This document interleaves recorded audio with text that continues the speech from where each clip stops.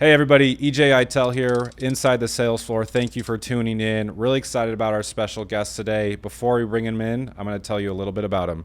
He was the worst SDR on his team at one point, changed what he was doing, and then became the top performing rep, exceeding over 200% to his quota. He built a system that's generated over $30 million in pipeline for B2B teams. Just let that sink in for a second. He's trained over 50,000 sellers across HubSpot, Salesforce, Google, Slack, Snowflake, and other logos that you're aware of. He's the creator of the SDR Chronicles and the One Up Formula podcast. He's the co-founder of Sales for the Culture. And as most recently, he is now the CEO of Amp Social, based out here in Phoenix, Arizona. Let's bring him in. Morgan Ingram, thanks for joining us. Thanks for having me, man. I'm excited to have you out here. You've been out in Arizona for a couple years now? Yeah, it's 2 years. 2 years. Moving from Atlanta? From ATL. ATL. Yeah, what? don't call it Hot Atlanta, though. No? No, you'll get in trouble. Trouble? No, you don't do it. Don't do it? People won't like you. Well, man, what do they It's think? like going to Nashville and saying Nash Vegas. Like, they don't like that. That's true. Well, what does people in Atlanta think of the heat in Phoenix? Well, most people think it's just purely a desert. They actually don't think that people live out here, to be fair. Like, people are like, what is Arizona? So when I was saying I was moving out here, people are like, is it just cactuses? Like, I don't get it. And I tell them it's dry heat, and they are like, that's not a difference. But then when they come out here, they realize it's different because it's really humid in Atlanta. Yeah. Yeah. I haven't spent much time there, but obviously I've been in the humidity, and it's not fun. It's not fun at all. People are like, oh, it's great. It's like, this is terrible. It's terrible. What sparked the move to come out here? It was a couple of things. Number one, I did a sales kickoff for a company in 2019, and I was stayed at the Arizona Grand Resort, and I just remember just like walking around and just experiencing the energy and the environment, and I was like, this is somewhere I want to move. I think another thing is like Arizona is very expansive. So when you look around, you see mountains, you see all different types of the environment where you're like, yeah, could be an awesome place to live. So yeah, it just sparked my interest, and it never went away. So I was like, I'll make the move. I love that. And last couple of years been good. You think you're gonna stay here, maybe move back? Big grand question. Yeah, I'm sure everyone's asking look, that. It could always change, but it's like a 0.001% chance that I ever move back to Atlanta. If I went back, it would be for like my mom and dad or like my brother. They needed something. Yeah. I absolutely love it out here. There isn't anywhere that I foresee myself moving, but also at the same time, you never know. I like Japan a lot. I could go there. Who knows? But I really like it here a lot. There you go. And the tech scene's growing. I know you've hosted a couple events, Sunset Social, right? Yeah, Sunset Social. We got another one happening tomorrow. We're trying to do that once a quarter. When I came out here, I realized there are people in tech out here, but they're just not a lot of events for tech people. Yeah. And a lot of people are low key in the Valley. So I've just been bringing people together so that they can connect and network. And there are like very solid people out here. It's just creating an environment so they can actually go do that. Yeah, you got to pull us out of our shells in the suburbs. Like, we're not all sitting there. Yeah, I got to pull people out. So it's been good, though. There you go. What are some of the hobbies that you've been getting into since you moving out here? I'd say hiking. I think that's like the big obvious one for a lot of people. There's a lot of hikes out here.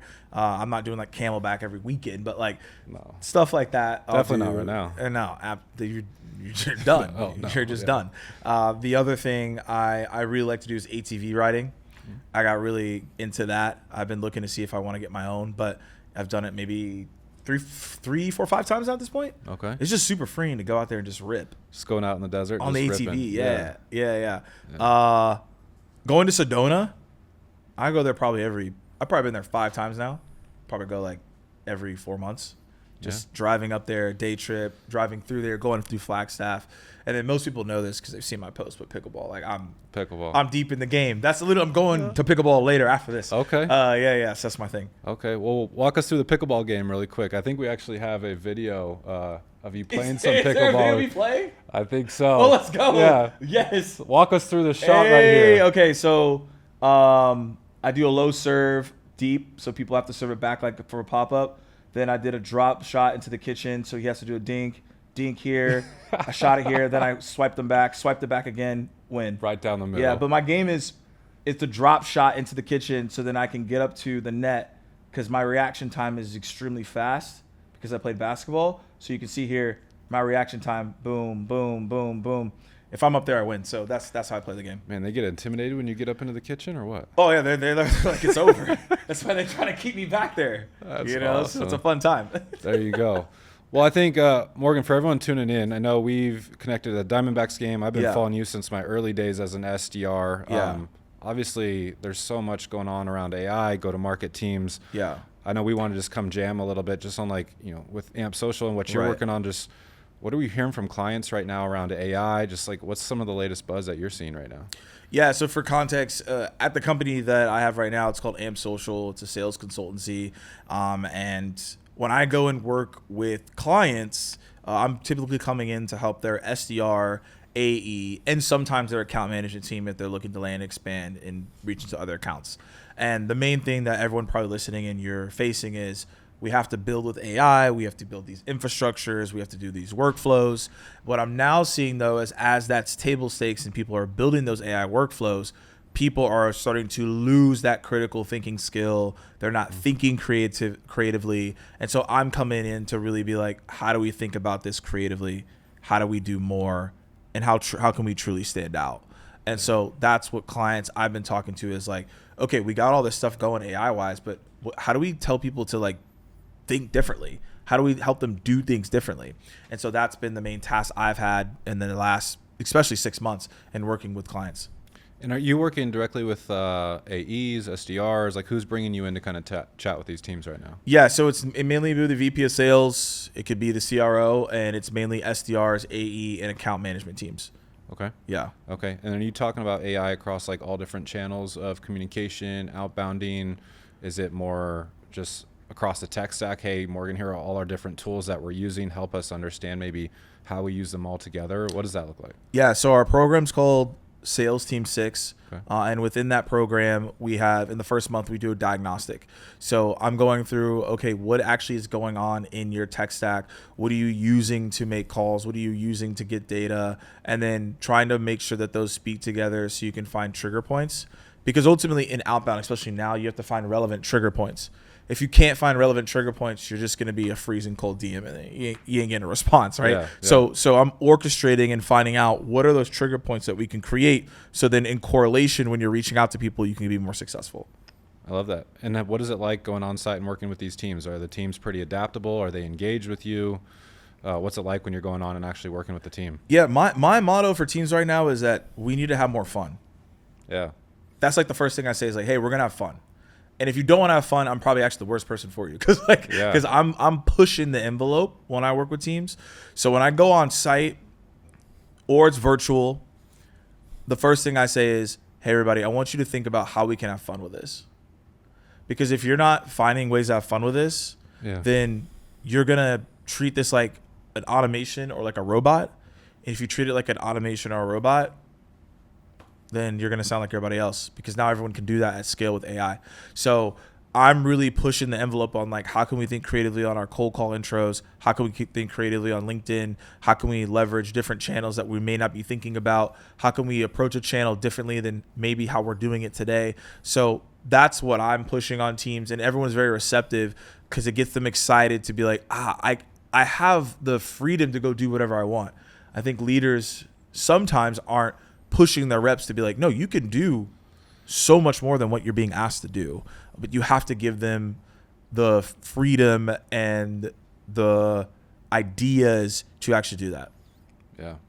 Yeah, I think obviously at Nooks, working with SDRs, AEs, and then running trials, same thing. To your point on fun, it's how can AI make your job obviously more efficient, make your job easier, but how do you have fun with it? Yeah. And I think so many people just are overwhelmed by AI. Yeah. And depending on how many different tools you're using, it can just be where do I go to for what? Yeah. So I think that's really cool that in your program you break that down. It seems like you get to really know the team first. Exactly. And understand how they're working today, and then you start to come in and make your adjustments or tweaks to obviously help them there. Yeah, I even though I'd be described as a trainer, I don't think about my role to the company that way. I'm coming in as a strategist, and the only way to give people strategy and to orchestrate their creativity is to understand what they already are doing and facilitating from there. So once I understand exactly what the team is doing, I'm able to be like, okay, yeah, we actually need to go do this. Yeah. Maybe you didn't consider it, and that's actually how we're going to go get pipeline.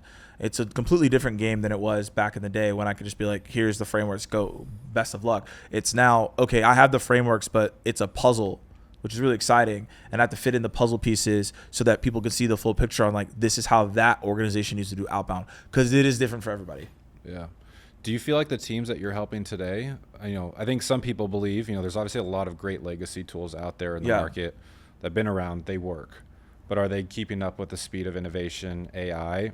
Unsure for some of those. Yeah. But the teams you're working with, do you see them like forming more consolidated tech stacks so the reps are working in less tools that are focused specifically on like the task at hand? Or do you still feel like a lot of your clients believe in the model of, hey, we want the best tool in class that helps in each specific area? Like, what are you seeing from your teams there? It's all dependent on the leader and also dependent on RevOps. Like, if you have a really good RevOps team, you could probably be running a lot of different tools and a lot of different functions and workflows. But if you don't have a good RevOps team, you probably don't want all of that tech. You want it consolidated. Yeah.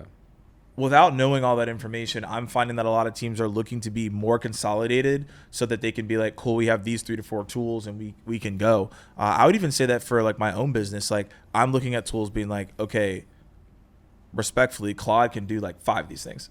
Yeah. I can sit in Claude and it can speak to like 5 different tools now. And I'm like, okay, it can update my calendar. It can do things. And I'm like, this is wild. Yeah. What we can do now. So I'm looking at tools like, do I really need this tool when I could just speak to Claude and it can activate all the stuff I needed to do anyways? Yeah. So that's what a lot of teams are thinking through, is how do we consolidate so we don't have our reps context switching every other minute. If you think about it, that's a terrible thing for someone doing outbound to be like, I have to find my data here. I have to go reach out on LinkedIn. Now I got to go here. Now I got to go it's just too much going on. Yeah. And if I can stick within an orchestration of my outbound with small amount of tools, I will be more successful because the human brain is going to allow a lot of more focus in that. And that's the key. Yeah, we're seeing more and more just with AI that is falling under RevOps for sure. Yeah, like build the pain, the use case, down, with the reps, with the people in the trenches. Right. Then you get the managers bought in, like, yes, this is gonna be more efficient for my team. It's gonna get time back in their day, which we'll talk about here in a second. Yeah. But the RevOps leader is trying to understand, yes, how do these tools connect, come together? How do we include Claude? How do we think about MCPs? Just like everything coming together. We're synthesizing data across. That's always the biggest question on how do these tools work into play. So when the reps sit down every day, everything's in front of them. Everything's in front of them. Yeah. And then they can take that action. But if you have too much cognitive load for the rep, it's overwhelming. You're done. Yeah. What's on the note of phone calls, you mentioned in like helping with cold calls. I'm curious. Obviously, I live in a cold call world where I'm listening to my team all the time. I'm in trials. I had 2 today, listening to hundreds of calls happen a day. But I'm curious from like your perspective, maybe not AI related, but the best cold calls today that you still think land when it is a human talking to another human. Yeah. They're catching somebody out of the blue. Like, what's some advice that you just give some reps who are doing a really tough job, which is cold calling? Like, what's your recommendation there for them? Yeah. So I've probably listened to over 10,000 cold calls, I think, at this point. Probably more than that. Yeah, I have a lot of them. I used to make 100 to 120 cold calls a day when I was an SDR. Manually. Yeah. Manually. Like, so we didn't cell phone, or are you like using Outreach at the time, or something else that we don't even remember? No, I was using Sales Off. Because I'm from Atlanta, so we had the Sales Off. Mm-hmm. But yeah, manual dialer, dun dun dun. I remember the sound. The sound is it's ingrained in my head. Well, we won't play it today with our role play bot then. I hope not. Like that sound like haunted me. I was like, I gotta make another cold call. But yeah, we were doing a lot of cold calls, and so when we did it though.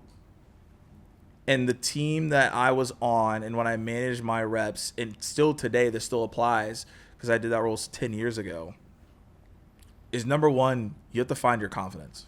Yeah. I don't think people talk about that often. Like, sure, you can go listen to someone's call and try to sound like them, but you won't. So you have to figure out what's your confidence, what's your flow. Like, are you funny? Are you good with data? Like, and stuff like that. Like, everyone kind of found their flow and confidence on the team. Like, my thing is like saying slightly outrageous things. Like what? Give me an example. Come on, you gotta show what's outrageous. I'm trying to think of one I did back in the day. Okay, this is a slightly outrageous thing.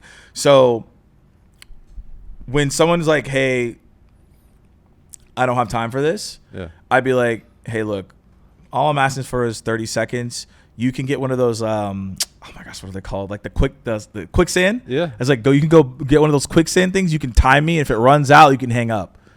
I would just say crazy. I would just say like outlandish things. Get them to laugh, like just get them to laugh. You know, I'd say yeah. things like that. I'd be like, hey, in 30 seconds, like if this makes no sense, like you can just hang up on me and you can laugh after. I would just kind of push buttons like that, right? And so that's what I mean by being a little bit outlandish or outrageous, right? It's just thinking about it in that way and pushing it. But that was like my style, right? Or like another one I would do would be like, I'd be like, hey, congrats. And they'd be like, hey, congrats for what? I was like, congratulations, this is a cold call. And then I'd play like the, the air horns. I'd be like, da-da-da. Yeah, I would do that. So I would just like, I'm like, it is what it is, right? And so, but people receive that. That's also me as my personality. And so you have to find what your personality, what your confidence is, and then get into that. I'm not saying everyone needs to do that, but you need to figure that out. I think that's number one. Number two is analyzing and memorizing customer stories. I've been working with a lot of teams on their cold calling, and I'm finding out that a lot of people don't have their customer stories memorized. Yeah. Like, okay, if you're talking to a customer in retail, if you're talking to a customer in healthcare, if you're talking to a customer in manufacturing, do you know the story behind that? And for the buyer persona, that will get people to be more warm to you, and also in a market that people don't trust us anymore as salespeople, we need to have those customer stories baked in, right? And I think the third thing is just knowing when to close. When to push for next steps. Yeah, I always tell my reps, like, you don't get paid for talk time. Yeah. We don't get paid for bedtime stories. Yeah, yeah, you don't. The reps be talking for 40 minutes. Like, we ain't tucking them in the bed. Yeah. Like, you're not the AE on it. Sell the meeting. Make sure it's validated. Get out of there. Yeah. Right? Be brief, be brilliant, be gone is what I taught my team. And I also tell people I coach today is like, be brief, be brilliant, be gone. You don't need to be talking that long. Get the information, book the meeting, and get your disco going. I love that. Yeah, I think, some of that still, I think, resonates today especially for a lot of the reps at our company. People don't know what Nooks is, right? It sounds interesting. My SDR will say, oh, Nooks, it's like books with an N. Like, and they're like, oh, just like get some creative. Then maybe they're going to Google search it as he gets into the hook, right? The 27 seconds thing, like, people usually laugh at that. Like, 27 seconds, really? Like, hey, you can time me if you want, but like, you just gotta catch them off guard a little bit, ease the tension. But cold calls are hard. I tell every SDR that we go into trial with, like, you have one of the hardest jobs, calling strangers every day, rejection, facing through that.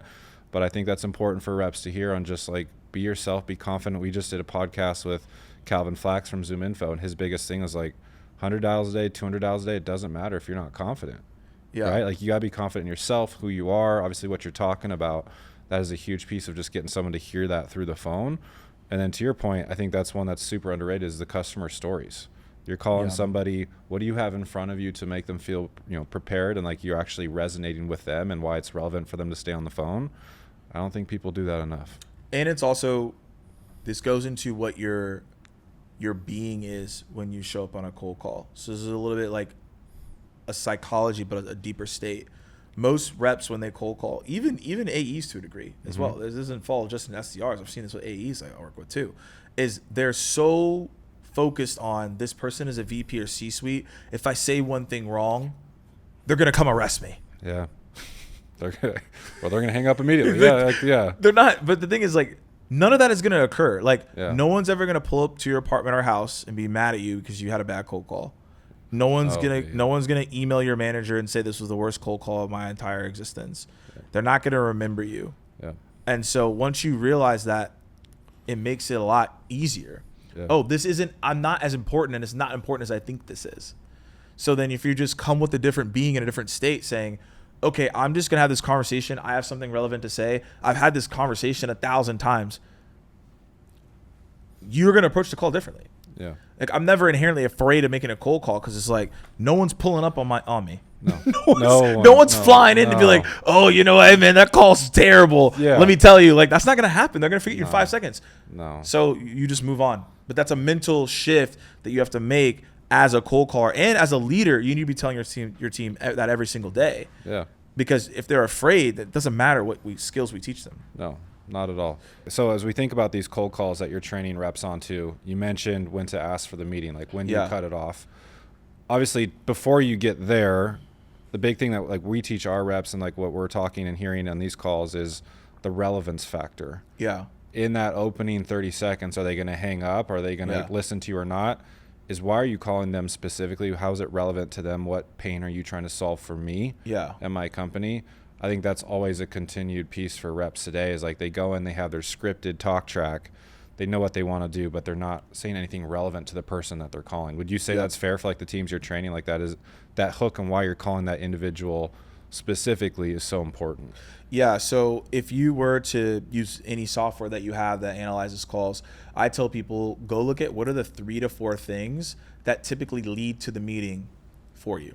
It's normally 3 to 4 problems that occur, right? So then once you analyze, and AI will just tell you these are the 3 to 4 things. You don't have to do it like what we used to have to listen to every single call. My. We used to listen to every single call to figure this out. How many phone calls did you listen to this week to figure it out? I know. We literally had to listen to the call. Yep. Like I think people are like, oh, it's like, no, we had to listen to every single one. So now you can literally just click a button and say, analyze these 3 or 4 common threads. Yeah. And then once you see the common threads, then it's like, how do I map my value props? How do I map my questions to these 3 to 4 things?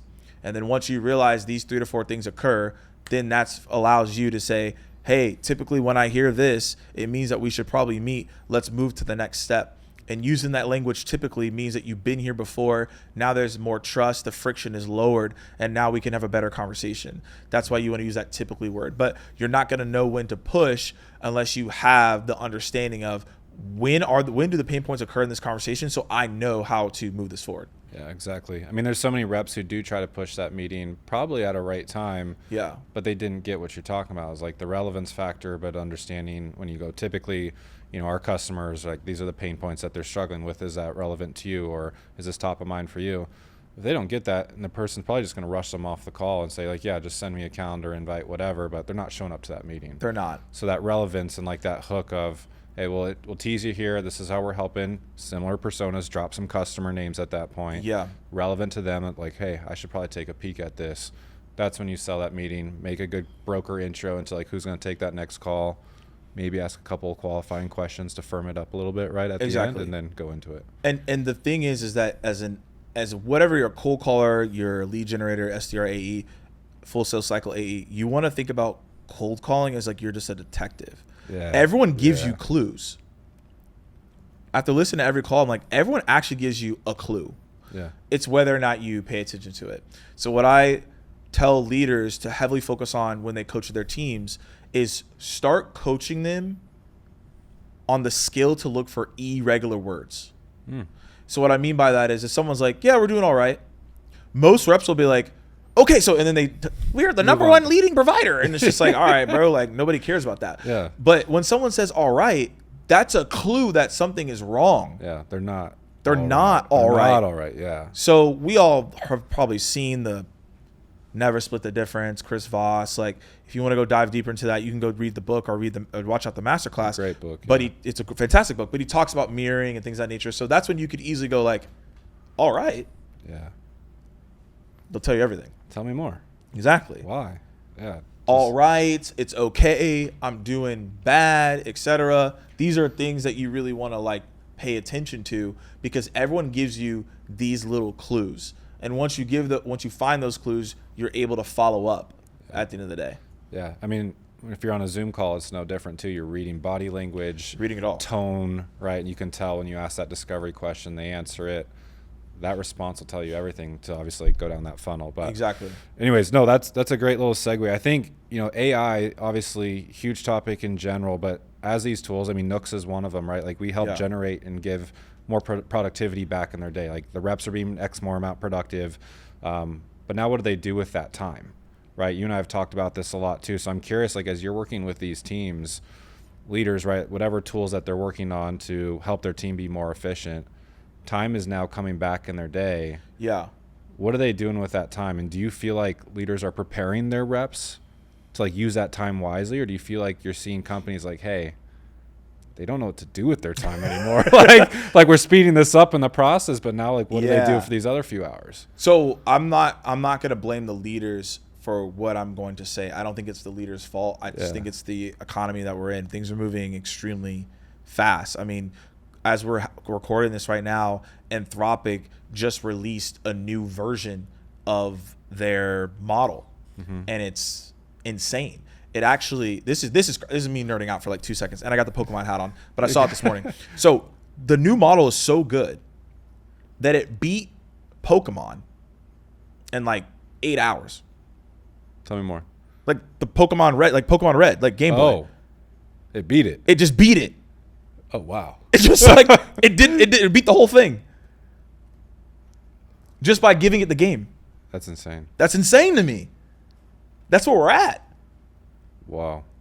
And I don't think people are grasping how insane and how fast yeah. this is. Yeah. Like, it beat the whole game. It beat the Final Four. It beat Gary. Like, this is crazy.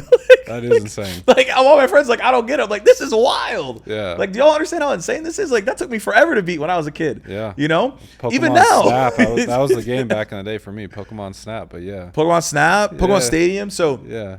this is how good the models are getting my point. Yeah. So, because things are moving so fast, board is like, hey, you need to build these AI infrastructures for your team so we can be more efficient and have speed. So every VP, every CRO, every manager has an AI mandate for the next 2 quarters, so you're probably 6 to 8 months, to build an AI foundation and infrastructure. And most software products, especially in go-to-market tech, have geared towards that, which makes complete sense. Yeah.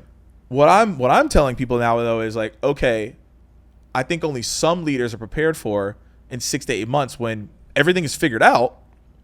You have this free time. I don't know if people are ready to execute on the free time that they're going to be given. I'm very nervous about this. Yeah. I haven't heard a good answer where someone's like, this is exactly what we're going to do with our free time with our sales team. I haven't. And if someone, listening in has a good answer, I'm willing to talk to you, but I haven't heard it.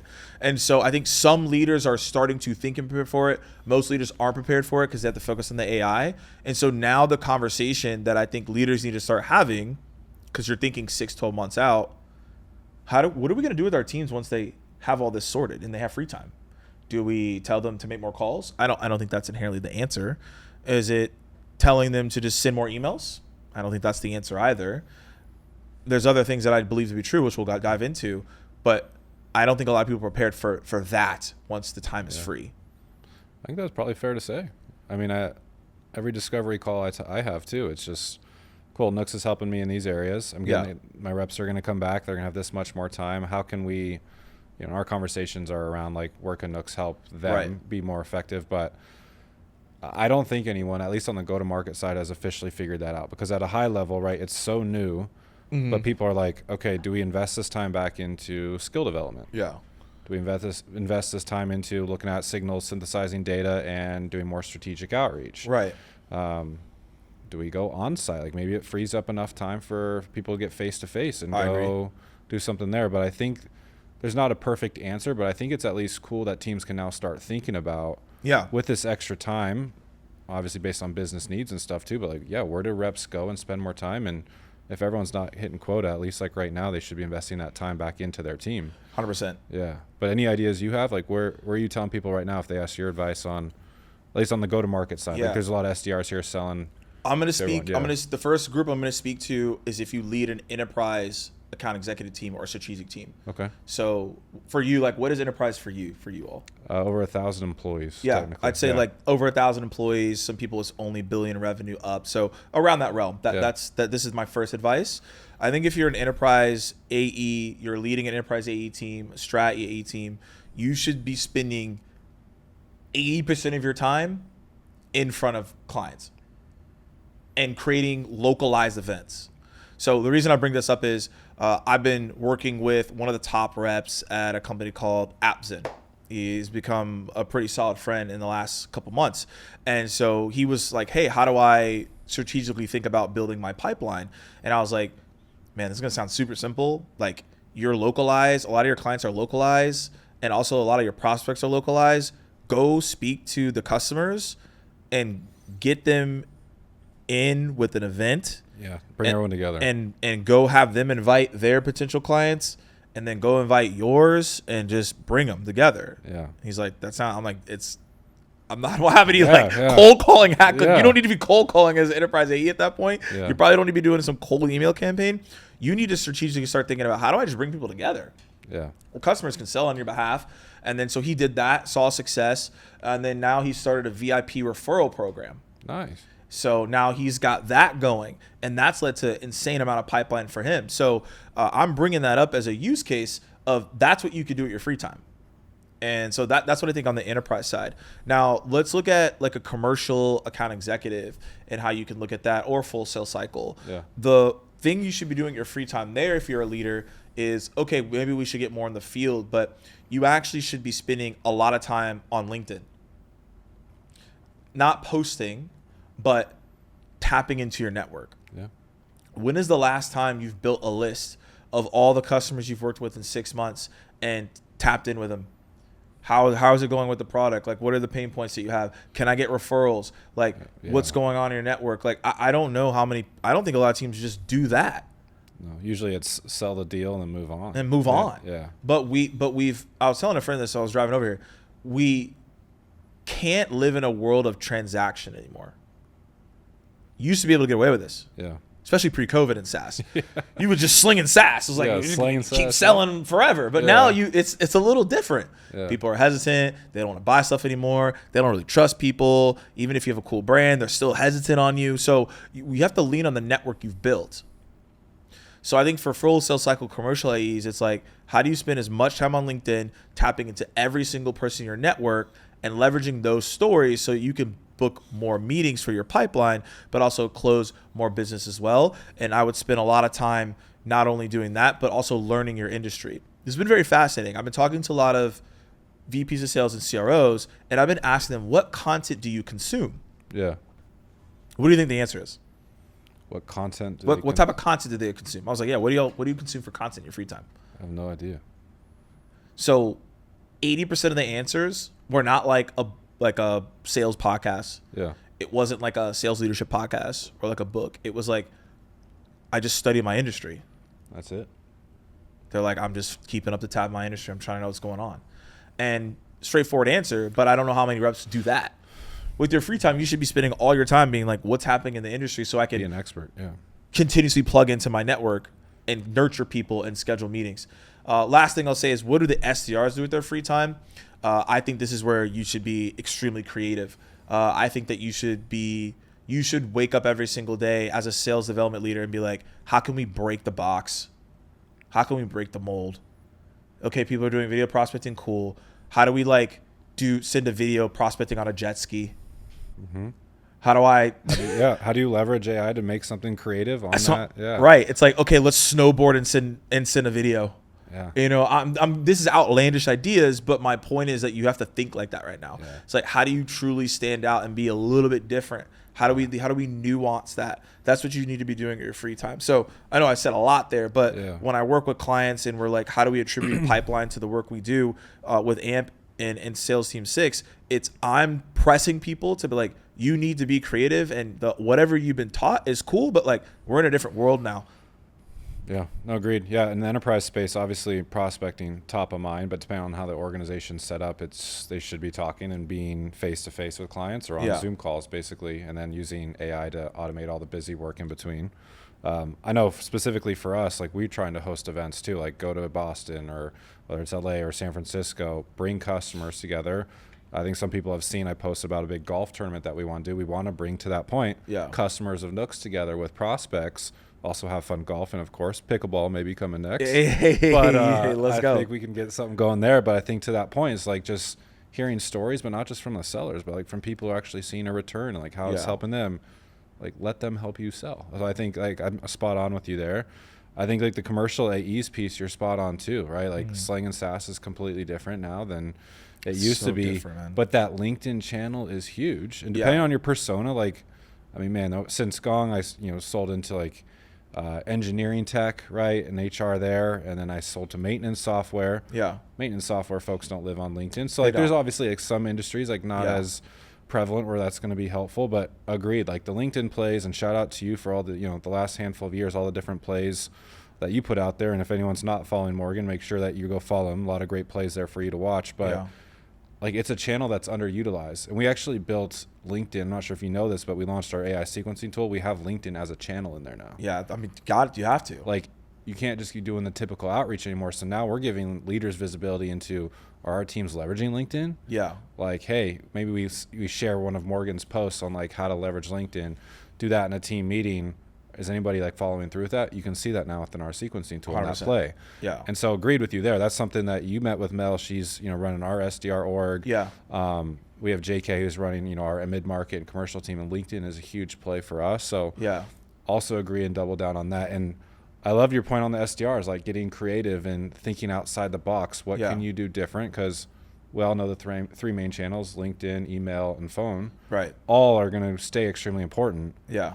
But if that VP who's gotten your name, your email 30 times over the last year, is another cold call next Monday really going to do the trick? Yeah. Maybe not. But like myself, I saw a CRO named Ben and a CEO named Jerry. Maybe I'm putting them on some ice cream and doing some creative outreach like that. Like, there you go. Right? Or maybe Morgan, previous basketball player, pickleball now. I find an influencer on Cameo, got a tailored video for you there, right? There's different ways, to your point, that you can still break through the noise. And I just don't think teams are thinking about that. They're not. And I'll add this because that's the skill element, but there's another element to it as well. Is I think that we have started to lose the soul aspect in sales. I'm finding a lot of people have lost the touch of actually communicating to a person because they're so entrenched in the AI, they've actually forgotten how to talk, which this sounds wild, but this is starting to be a phenomenon across the board. And so I'm concerned for a lot of people growing up that are in the younger generation than me, because like they haven't had to be able to like have a conversation, which like you're not going to be able to hide behind AI all day long. Like at some point you have to talk to somebody. So what I envision a world as well is with the free time is, I'm not saying you need to go on yoga retreats, but if you want to, their own. if you want to go do that, I'm just saying. Pickleball retreats, tournaments. If people want to go do that, that's fine. But because I don't get too woo with it, but like what I'm trying to articulate is, this is where you need to elevate your being. This is what my coach and I talk about, is elevating your being. Elevating your being and your presence in your spirit is something that AI could never actually do because it doesn't have that.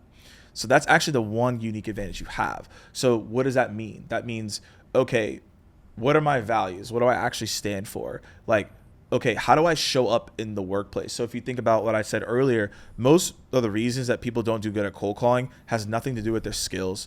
It has to do with their mindset and how they think about it.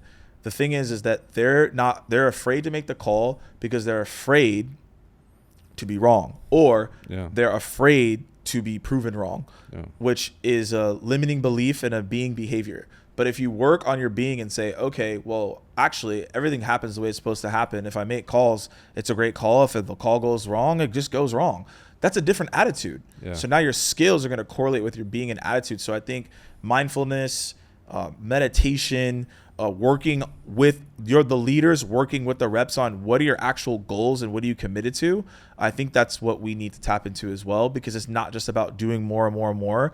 Because someone doesn't have the internal operating system or the beings correct, they're not going to be able to operate skill wise in the sales things that they do. They're just not.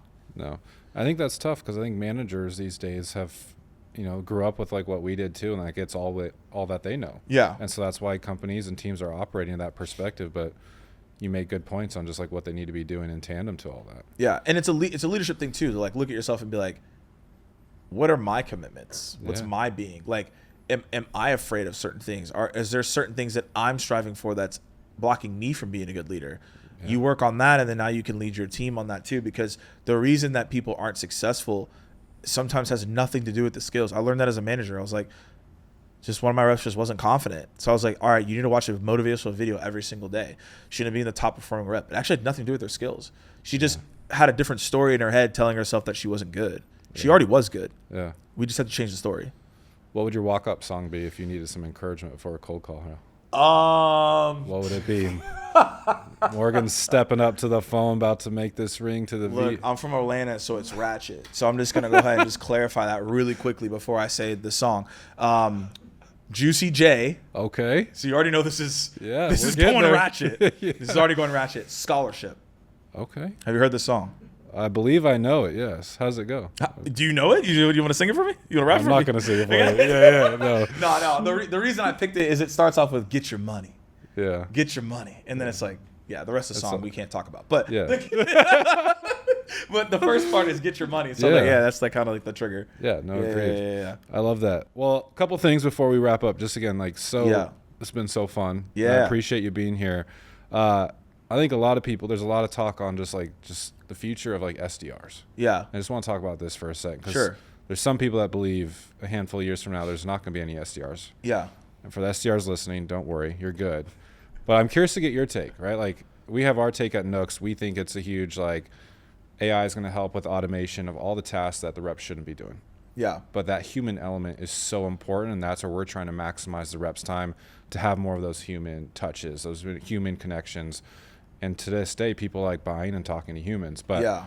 I'm curious, like you talk to a lot of teams as well. You talk to a lot of different leaders. Yeah. What's kind of like the commotion like and what you're hearing? The Are they talk of the afraid? town. Like what's going on? I'll say like when AI first came out, probably 3-4 years ago, I thought we were all cooked.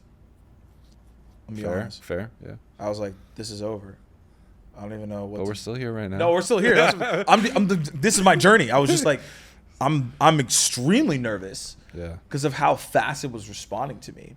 And she'd never seen anything like it before. So I was like, oh, it's over. So I thought that the thought process was, okay, we just need to go all in on content. SDRs are not going to be as relevant. This is just what I observed. Yeah. I realized over time that's not the observation that was correct. What I believe now is that the SDRs aren't going to go anywhere. It just is going to look drastically different. And they will just be more equipped to do their job even better because now all the manual things that absolutely suck about being an SDR is going to be processed. So now the fun part of being creative, making the calls, doing all the things that we've been talking about, you can do that at a better and more precise clip than before where you feel like you're grasping for everything. So for the leaders I talked to, some of them are definitely nervous for sure. I spoke at a sales development conference at the beginning of March in Austin, and I asked the question, I was like, how many of you are afraid? And 3 people raised their hand. And then I asked how many people are not afraid, and the rest of the room raised their hand saying, no, we're fired up. And I think it's because we have obviously smart leaders in the space that have been doing this for a while and that are seasoned, and they see now that AI is just a complement to make them better at what they do and can get rid of all the operational stuff they can do as well. So they actually can think more strategically and creatively as a leader too.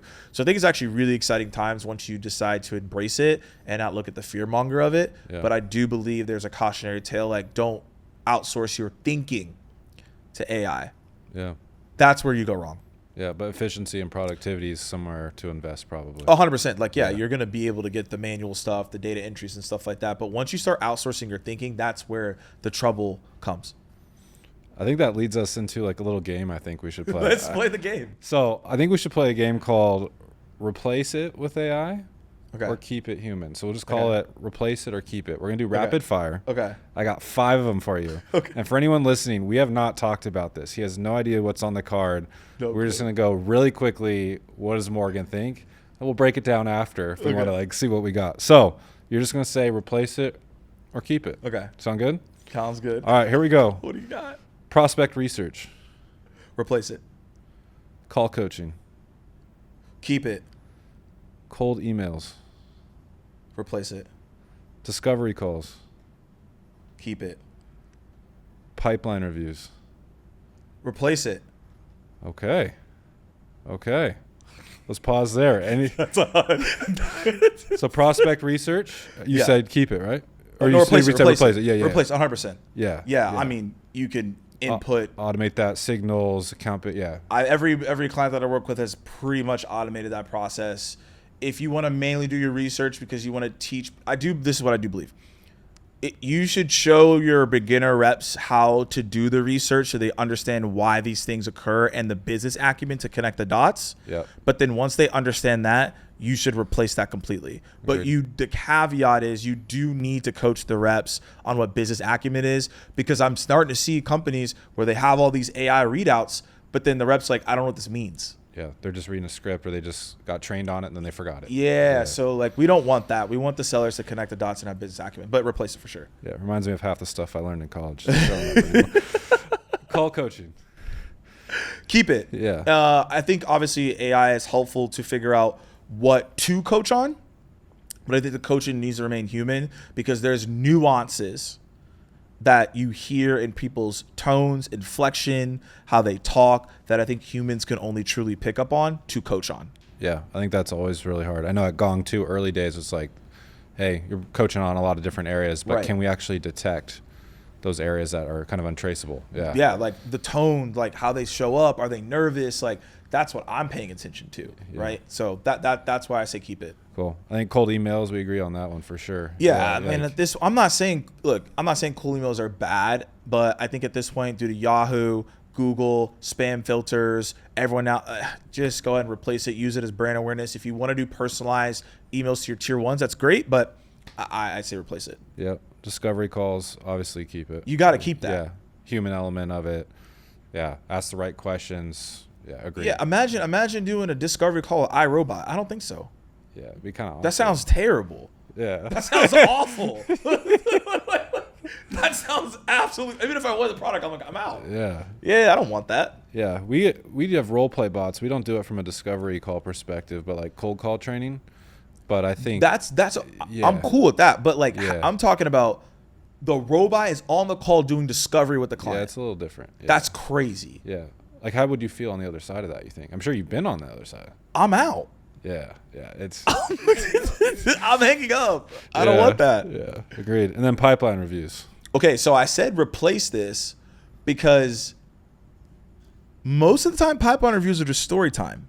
True. And they get really emotional. And they're not as objective as they can be. Okay. So sales leaders could be like, okay, I have a good relationship with this rep. I'm going to believe them. I think if it was more objective, you could see like, okay, this is where the pipeline's at. And then again, having a leader look into that and say, is that real or not?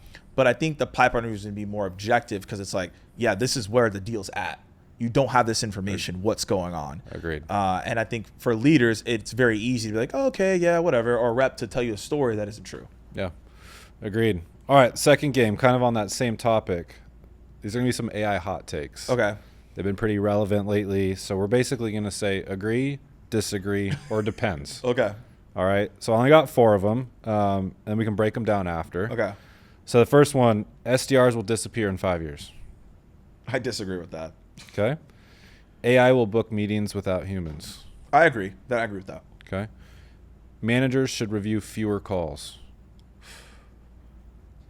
Cold calls or discovery calls? We'll go cold calls. It depends. We got to come back to that one. There's a lot of nuances of that one. Okay. And then the last one, prompting is becoming a skill. Disagree. Okay. All right, we're good. We're good. Need The some water? one, no, I'm good. I'm Okay. good. I disagree with that one. Okay, good. We'll come back to that. So SDRs will disappear in 5 years. We kind of talked about that a little bit earlier. But Yeah, I just think that like that's going to be the talk of the town. I think people are going to keep saying that. I think, but it also the reason I say that is because it's proven that it's not working. Yeah. So I'm blinking at oh my gosh, what company was it? I'm blinking on the company, but they had an AI SDR team, and they decided to completely cut it. Yeah. You know what company I'm talking about. It's just not coming to mind. I believe so, yes. Yeah, so a lot of companies have reported that they tried this model and it has not worked. So if it hasn't worked and now you're scrambling to go with these SDRs, I can't see within 5 years they completely disappear. Now, 10, the different conversation, but 5, I don't see them disappearing. I just think the role will just look different. Maybe there's leaner teams. Yeah. I agree with that, but complete disappearing, no.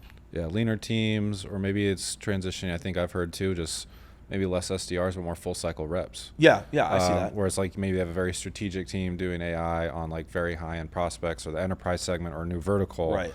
But then most of these like SDRs today, they're doubling down on maybe increasing their salary a little bit, but they have a bigger role of extra time. Now you're taking them through a sales cycle. Exactly. Yeah. AI will book meetings without humans, kind of on that same For front. sure. Yeah. I mean, enterprise, I don't think so. I don't think we're there yet in terms of that being at scale. But SMB, like, yeah. Or inbound maybe. Inbound, I think. Go through inbound qualification. SDRs, like, I don't think that'll be a thing in 5 years, to be fair. Yeah. Like, it's going to be good enough to filter all that stuff out and book meetings. So I actually agree that will happen. Yeah, agreed. Okay. And then managers should review fewer cold calls. See, this depends because it's like there's so many nuances to it because like I don't know if there's like a right or wrong answer to it. Here's the thing. Yeah, this is just, I'm not trying to call anybody. I want to say this. No, you're good. So You're like, I don't want people to get upset when I say this, but like, some managers never made a cold call. So how can they coach to something they've never done? I know leaders that have never booked a meeting from a cold call. Yeah. So how can you coach to that? It's fair. So I don't think that you should do anything, coaching calls. You should attempt. I just don't think you'll be that great at it. But this people might come after me and put pitchforks on this. I'm just like, you haven't been in the weeds and actually made the call. So it's hard for you to coach to that. I think also as well, it depends on the rep. I think for certain reps, you should do fewer calls, and certain reps, you should do more. So it's a very nuanced, it depends piece based on the rep and the team you have. Yeah, I'm curious to see in the comments what's going to populate there. Whatever. You're mad at me, but like, you're going to get a lot of notifications out there. I don't think you can coach to a cold call if you've never made one. I would agree. You haven't felt what it feels like to handle the objection and to close the call. Like, I think you could do it. I'm not saying you can't. I just think that it's not going to be as good as someone who's actually done the call. Agreed. You want to believe in your coach, your team leader. Know that they've done it, and especially if they're giving you advice. Yeah. To your point, like, are you getting that coaching feedback from AI, or are you getting it from like what your previous experience? Right. People want lived experiences. So if you don't have that, it's going to be hard for someone to tap in. Yeah. I think I see a lot of people right now using whatever coaching tool that they have out there, but using AI to help guide the coaching then go in and then maybe redo a role play on something like that. So I think there's like a tandem approach for sure, but yeah, that's an interesting one. Depends is definitely the answer for that. It definitely depends. And then, man, you talk about Anthropic, obviously ChatGPT over the last, couple of years, but just prompting is becoming a skill. How do you actually prompt your AI to what you need and like learning how to do that? So what do you think? I don't think prompting is a luxury skill at all at this point. And again, some people could disagree with me, that's fine. The reason I say that is because you could just ask AI what to prompt. Yeah.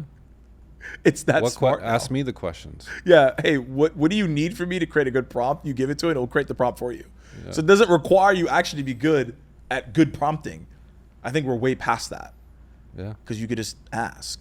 Yeah. So it actually has nothing to do with the prompting. It actually has to do with what I mentioned earlier, which is, are you elevating your being and are you elevating your thinking skills? Yeah. Because ultimately, AI is just a mirror. So even if I give you a great prompt and it gives you a great output, if you have decided just to not think anymore, what are you going to do? You're just going to stare at it and be like, I don't know what's next. Yeah. You're going to be lost. So it's not actually about the prompting. It's actually about the critical thinking skills and increasing the being to think like, I actually ask Claude this a lot. I'm like, how do I talk to you? Yeah. How do you get to know me? Yeah, like, how do I talk to you? Like, what does everyone else do? And like, how should I talk to you? And it's like, no, you need to talk to me as if like we're like in a coffee shop and we're like brainstorming on a whiteboard. That's what it told me. So that's how I talk to it. I'm like, hey, I have this idea. I think it's really cool, but like, tell me it's terrible. Like, what am I thinking here? Instead of being like, give me the answer like a genie. And that leads to just a prompt. So once you treat it as like a conversation and critical thinking, that actually is the skill. But in order to do that, you have to elevate your presence in your being and your entire like mechanism, your actual thought process to get good outputs. Yeah. And we talked through a lot today. We talked through a lot. If anyone's still listening, like, appreciate that. I think, dude, thank you for coming out. Thank you for making the drive. Yeah. I think as people like listen back on today, there's a lot of takeaways from how to make a good cold call, what to be thinking about, where is AI going in the space, how does it affect your role, whether you're an SDR, a commercial SMBAE, an enterprise seller. If you're using AI to get more time back in your day, how can you leverage that now to make your role more impactful and get that time back? And then just obviously some hot takes on the space and where we're going. But definitely want to say thank you, Morgan. Thank you to the Look Studios team for having us here today and putting this on. Shout out to Hayden and the crew. Thank you for everything that you guys have done in hosting us today. And until the next time, Morgan, thank you, man. Appreciate you, man. Thanks for having me on. Cool.